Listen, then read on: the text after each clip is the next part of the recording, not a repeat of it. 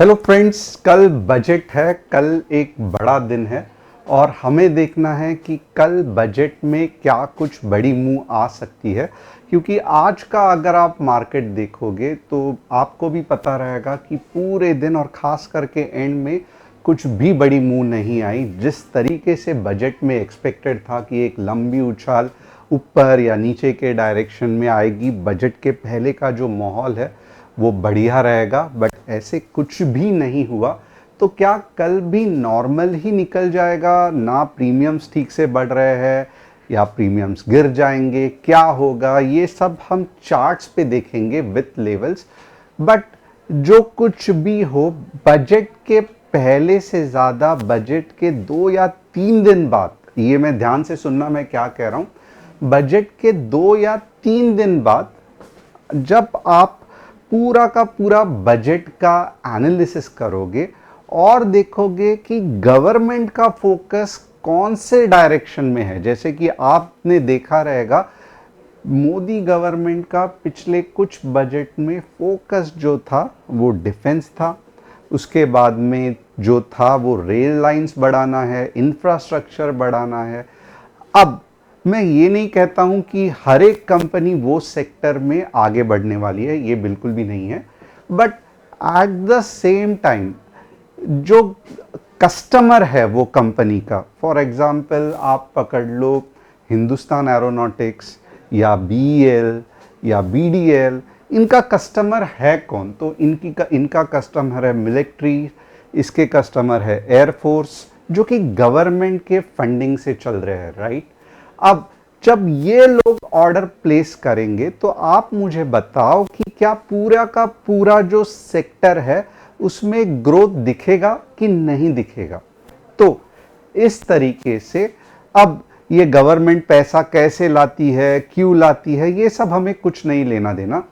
हमें जानना है कि गवर्नमेंट अब जब अपना पूरा का पूरा बजट प्रेजेंट करेंगी, पिछले बार था वो आधा अधूरा था, तो वो कौन से सेक्टर में चाहती है कि ग्रोथ हो, कौन से सेक्टर में चाहती है कि अच्छा खासा मोमेंटम आए या बढ़ोतरी हो, जिससे कि देश की आर्थिक परिस्थिति सुधर जाए। अब आप मुझे पूछोगे तो आप एक थोड़ा सा कैलकुलेशन लगाना, और आज थोड़ा सा मैं बजट के बारे में ज़्यादा बात करूंगा क्योंकि कल बजट है। अब आप देखोगे कि सर्विस सेक्टर जो है इंडिया का, फिर जो अभी आप देखोगे टीसीएस भी मोर और लेस सर्विस में ही आता है, इन्फोसिस भी आता है। भले ये प्रोग्रामिंग करते हैं, ये आईटी इंजीनियर्स है, बट बेसिकली ये एक सर्विस प्रोवाइड करते हैं। तो ये जो कंपनीज है वो खास करके पाइनियर्स है, यानी कि सर्विस इंडस्ट्री में ये वर्ल्ड के टॉप कंपनीज है। तो यहाँ से और इनको दुगना तिगना बढ़ाने में गवर्नमेंट को मुझे लगता है कि ज़्यादा इंटरेस्ट नहीं है, क्योंकि बच्चा एक बार बड़ा हो जाता है तो वो खुद छलांग नई नई ऊंचाइयों पे मारना सीख जाता है। बट कंपेयर टू दिस, अगर आप मैन्युफैक्चरिंग इंडस्ट्री देखोगे हमारी, यानी कि जो रॉ मटेरियल्स, फिर वो एग्रो मैन्युफैक्चरिंग होने दो जो कि बहुत बड़ा स्कोप है, या फिर एक छोटे मशीनरीज की मैन्युफैक्चरिंग देख लो, केमिकल्स की मैन्युफैक्चरिंग देख लो, फर्टिलाइजर्स की मैन्युफैक्चरिंग देख लो, कोई ना कोई वजह से ये जो मैन्युफैक्चरिंग सेगमेंट है ये पीछे पड़ गया है। और मेरा ये मानना है कि इंडिया में इतने अच्छे लेबर्स हैं, लो कॉस्ट लेबर्स है, जो बहुत अच्छे मेहनती लोग हैं, एट द सेम टाइम जो एक लाइसेंस और जो ब्यूरोक्रेसी रहती है उसको साइड में करने के लिए डेफिनेटली एक पॉजिटिव गवर्नमेंट है। तो अगर ये दोनों चीज़ है तो फिर किस बात की कमी है? तो फिर इसी बात की कमी है कि थोड़ा बहुत इन्वेस्टमेंट आना या थोड़ा बहुत प्रोत्साहन देना। तो ये जो थीम है मैन्युफैक्चरिंग, जो थीम है, जो रिटेल लेवल पे जैसे कि यूपीआई चल रहा है, वैसे ही जितना रिटेल लेवल पे, अब जब मैं रिटेल लेवल कह रहा हूं तो आपको लगेगा बट स्टॉक्स तो लिस्टेड है नहीं, आप रिटेल लेवल पे करके क्या करोगे? तो ऐसे भी नहीं है। बहुत सारा चीज़ क्या होते हैं, यही रिटेल वेंडर्स सब वेंडर्स बनते हैं, यानी कि छोटे वेंडर्स बनते हैं कोई बड़े लिस्टेड कंपनीज के, या यही रिटेलर्स के वजह से ये बड़ी कंपनियां जो इंडियन मैन्युफैक्चरिंग कंपनियां हैं ये बाहर जाके अपना माल एक्सपोर्ट कर सकते हैं। तो मैन्युफैक्चरिंग में बहुत ज़्यादा स्कोप है। अब मैन्युफैक्चरिंग में भी जो एक्स्ट्रा ऑर्डिनरी जहाँ पे ग्रोथ आपको दिख सकता है, तो उसमें कुछ कहने की बात ही नहीं है। इलेक्ट्रिकल व्हीकल्स है, यानी कि ईवी रिलेटेड प्रोडक्ट्स, फिर बैटरी होने दो, आप देख सकते हो एक्साइड, अमर राजा बैटरी कितने बढ़िया कर रहे हैं, या फिर इनके जो लॉजिक्स रहते हैं, इनके जो इलेक्ट्रॉनिक्स रहते हैं, वो मैन्युफैक्चरिंग करने वाली कंपनीज। तो ग्रीन ईवी जो है ये एक बहुत अच्छा ये है। सेमीकंडक्टर्स बहुत बढ़िया है, क्योंकि आप देखोगे मार्केट में सेमीकंडक्टर्स के बहुत ज़्यादा क्रंच है। सोलार एनर्जी रिलेटेड जो थीम है वो बहुत बढ़िया चल रही है। एंड ऑफ कोर्स, यानी कि आप देखोगे बीच में अभी कुछ नया गडकरी जी से आ गया है कि मैं एटलीस्ट अगले 3 साल में 30% इथेनॉल ब्लेंडिंग करूँ, इथेनॉल ब्लेंडिंग पे गाड़ियाँ चलाऊँगा, ताकि अपना जो 30,000 करोड़ का एनुअल हमारे कंट्री को सेविंग हो जाए, पेट्रोल के इंपोर्ट जो करते हैं वो कम हो जाए। तो ये मैं जस्ट एग्जाम्पल दे रहा हूँ आपको कि आपको बजट में क्या देखना है।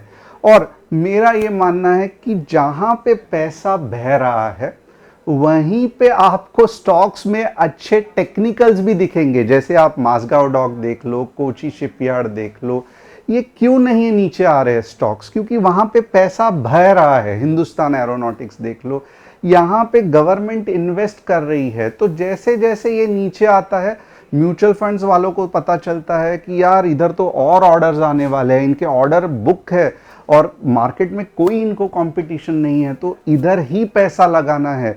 तो फिर जो हम सिप में या लमसम म्यूचुअल फंड्स में करते हैं, तो यही कंपनीज जाके ये सब जो सेक्टर में ग्रोथ है वहां पे पैसे लगाते हैं।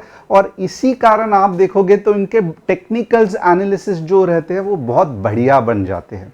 तो ये सब जो थीम है, कल आप जब बजट में देखोगे, या पूरा का पूरा बजट में भी आप ना देख पाओ, बट जो बजट की समरी रहेगी उसमें आपको ध्यान देना है कि गवर्नमेंट का कौन से जगह पे ज़्यादा इंटरेस्ट है और कौन सी ऐसे सेगमेंट है जहां पे गवर्नमेंट थोड़ा सा, मैं कहूँगा कि मीन्स एक ये रहता है कि मुंह मोड़ रही है। तो कौन से ऐसे सेगमेंट्स है, अब जहाँ पे पूरे के पूरे सेगमेंट में ही अगर गवर्नमेंट अपना मुंह मोड़ रही है, आंख बंद कर रही है, तो भले वो कंपनी बेस्ट क्यों ना रहने दो वो सेगमेंट की, बट पैसा ही फ्लो नहीं हो रहा है, तो टेक्निकल्स क्या रहेंगे, वो कंपनी साइड ट्रेंड में जाएगी। जब आगे जाके कोई पैसा लगाएगा, बिजनेस आएगा, तब जाके तो टेक्निकल्स बनेगा। तो मैं ये क्यों कह रहा हूं कि 2 या 3 दिन बाद आप बहुत अच्छा एनालिसिस कर सकते हो। बहुत सिंपल है कि आइदर आपको न्यूज़ और जो गवर्नमेंट का इंटेंशन है वो लिख के पता चलेगा, या डेफिनेटली अगर आपको नहीं समझ में आ रहा है तो चार्ट्स बता देंगे कि कौन से सेक्टर्स है जहां पे ऑलरेडी म्यूचुअल फंड्स ने बजट के हिसाब से बाइंग करना चालू कर दी है। तो ये सब आपको 2 या 3 तरीके से पता चल सकता है। एक तो बजट का सिनॉप्सिस या समरी पढ़ के, सेकंड नहीं तो म्यूचुअल फंड्स किधर बाइंग कर रहे हैं, कौन से सेगमेंट में ज़्यादा इन्वेस्ट कर रहे हैं वो देख के, या तीसरा चार्ट्स देख के कि बजट के बाद कौन से कंपनीज निकल पड़ी है। जैसे आप देख सकते हो कि सभी डिफेंस और रेलवे स्टॉक्स बजट के पहले अच्छा खासा परफॉर्म कर रही है। आईटीज आज इतना नहीं कर रही थी, बट आईटी सेक्टर भी उछल पड़ा है। तो यही चीज़ रहती है जब आप डिटेल में एनालिसिस करते हो। और यही चीज़, क्योंकि आज बजट स्पेशल है और आपको जानना था कि बजट में क्या हो सकता है क्या नहीं, तो मैंने एक छोटा सा ट्रेलर इसके बारे में बताया। ऑफ कोर्स बजट को हम और डिटेल में एक्सप्लेन करेंगे, बट बहुत इंपॉर्टेंट है, अगर आप नए हो तो चैनल को सब्सक्राइब, बेल बटन को हिट, डिस्क्रिप्शन में जो व्हाट्सएप कम्युनिटी की लिंक दी है उसे क्लिक करके आप हमारे फैमिली में जुड़ सकते हो। अब यहाँ पे आज देखेंगे कि कौन सी ऐसी चीज़ है जो हमने बढ़िया की, कौन सी ऐसी चीज़ है जो हमने बढ़िया नहीं की है साइड मार्केट में।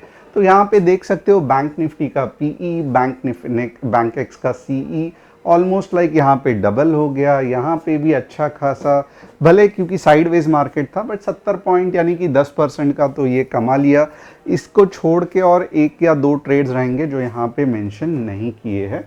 अब आगे देखते हैं कि कौन सी ऐसी चीज़ है जो यहाँ पे ये हो सकता है। Indian hotels jump 7% on healthy Q1 results. तो सभी होटल्स, इंडियन होटल्स, चैलियट्स, आप ग्राफ देख लेना, अच्छा खासा मूव हो रहे हैं। IDBI bank stocks rises 3% after 40% jump in Q1, तो चलो अच्छा है।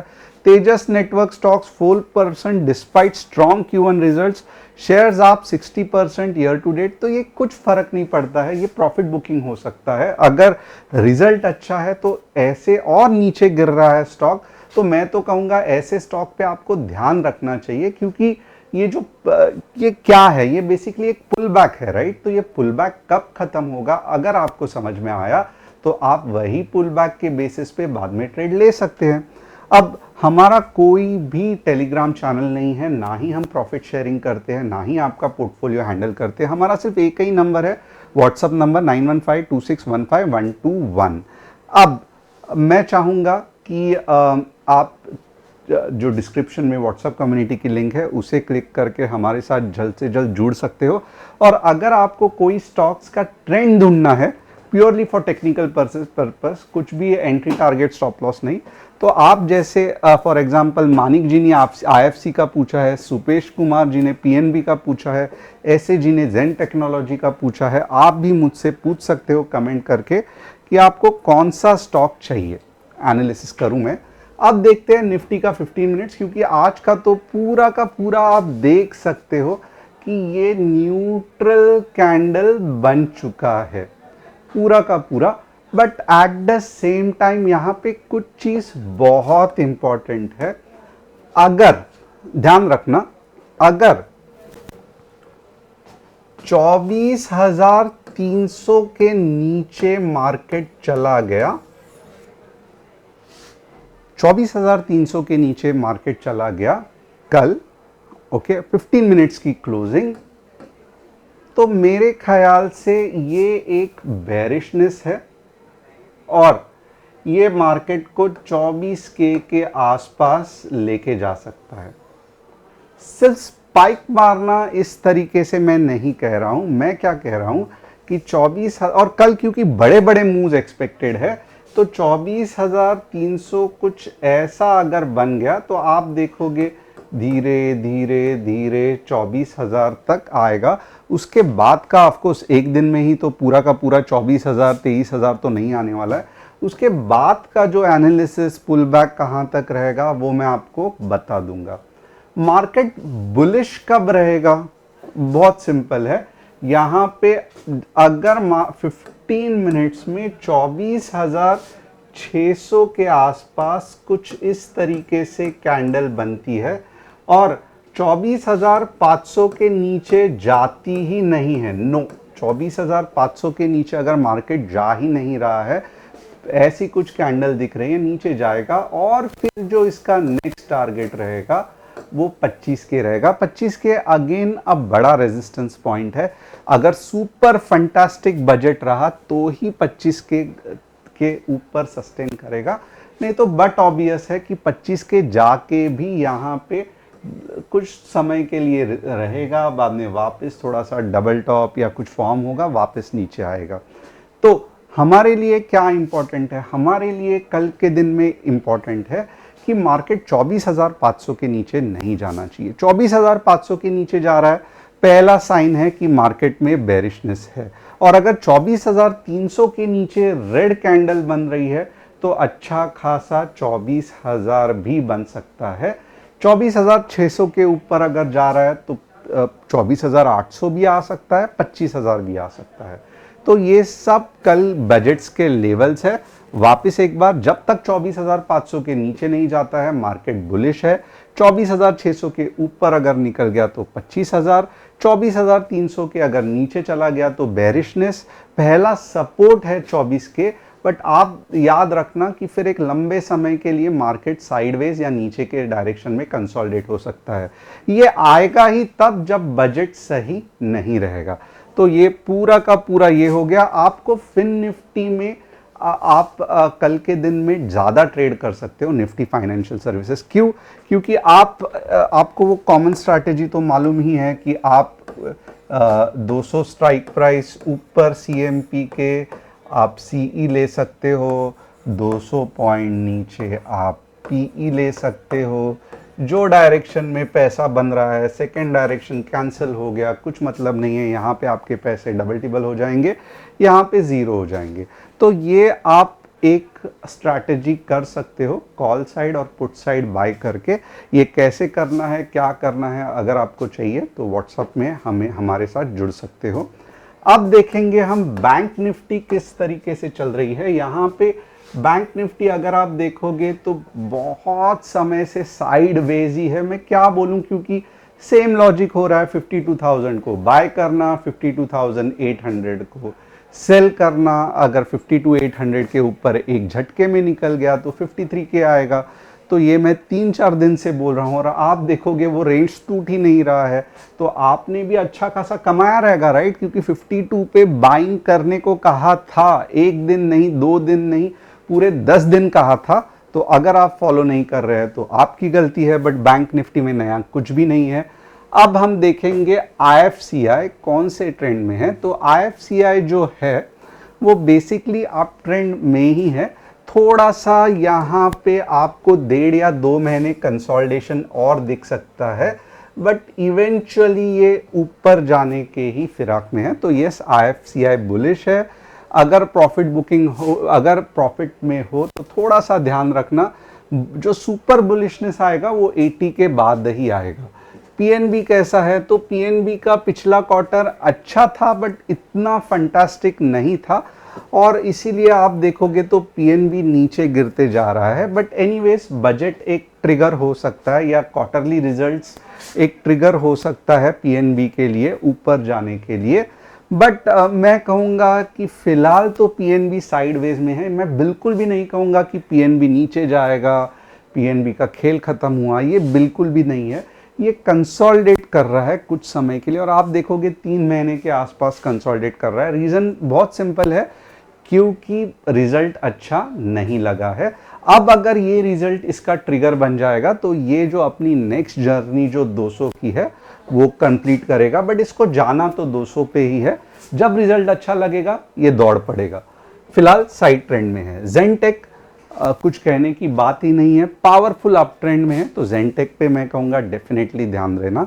अब ये हो गया आज का एनालिसिस। आपको कैसे लगा मुझे कमेंट करके बताना। बजट है बट कल मैं किसी काम के लिए नहीं रहूँगा, बट एनीवेज जब आऊँगा हम लोग कवर करेंगे। Thanks a lot. चैनल को सब्सक्राइब, बेल बटन को हिट करना मत भूलना।